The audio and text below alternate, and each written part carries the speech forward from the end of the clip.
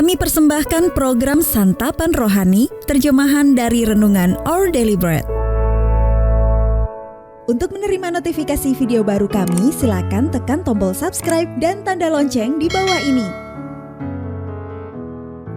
Sahabat ODB, pembacaan Alkitab hari ini terambil dari Efesus pasal yang keempat ayat yang kedua sampai dengan ayat yang ke-15. Efesus pasal yang keempat, ayat yang kedua sampai dengan ayat yang ke-15. Hendaklah kamu selalu rendah hati, lemah lembut dan sabar. Tunjukkanlah kasihmu dalam hal saling membantu, dan berusahalah memelihara kesatuan roh oleh ikatan damai sejahtera. Satu tubuh dan satu roh, sebagaimana kamu telah dipanggil kepada satu pengharapan yang terkandung dalam panggilanmu. Satu Tuhan, satu iman, satu baptisan.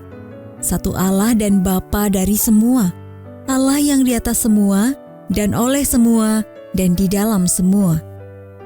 Tetapi kepada kita masing-masing telah dianugerahkan kasih karunia menurut ukuran pemberian Kristus. Itulah sebabnya kata Nas, tatkala ia naik ke tempat tinggi, ia membawa tawanan-tawanan.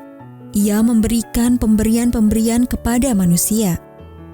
Bukankah ia telah naik, berarti bahwa ia juga telah turun ke bagian bumi yang paling bawah? Ia yang telah turun, ia juga yang telah naik jauh lebih tinggi daripada semua langit untuk memenuhkan segala sesuatu.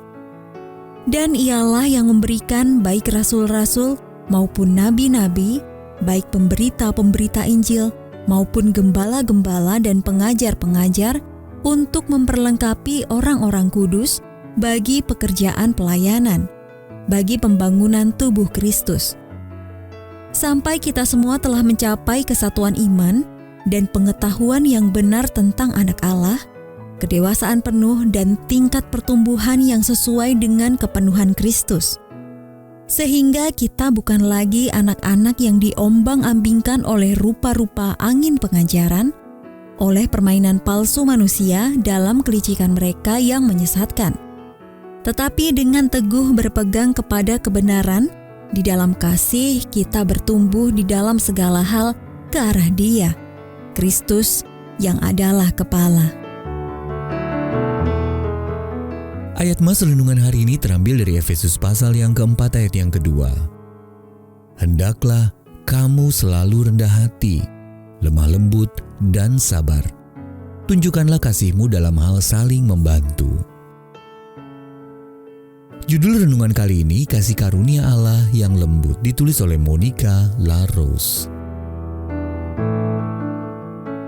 Nyatakanlah seluruh kebenaran, tetapi lakukan dengan tidak langsung. Tulis penyair Emily Dickinson.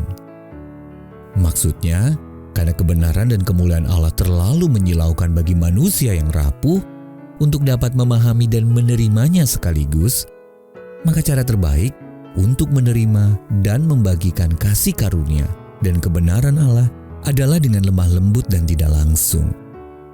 Oleh karena itu, kata Dickinson, kebenaran harus bersinar perlahan-lahan, supaya manusia tidak menjadi buta. Rasul Paulus melontarkan pendapat yang sama dalam Efesus pasal yang keempat, ketika ia mendesak orang percaya untuk selalu rendah hati, lemah lembut dan sabar, dan menunjukkan kasih kita dalam hal saling membantu.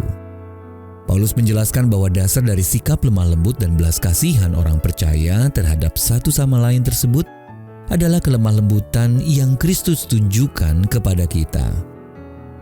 Dalam inkarnasinya, Yesus menyatakan dirinya dengan tenang dan lembut agar manusia percaya dan menerima Dia. Yesus terus menyatakan dirinya secara lemah lembut dan penuh kasih, memberi dan memampukan umatnya dengan cara-cara yang mereka butuhkan untuk terus bertumbuh dan dewasa. Bagi pembangunan tubuh Kristus sampai kita semua telah mencapai kesatuan iman dan pengetahuan yang benar tentang Anak Allah, kedewasaan penuh. Jadi dengan bertumbuh kita tidak lagi merasa perlu mencari pengharapan di tempat lain.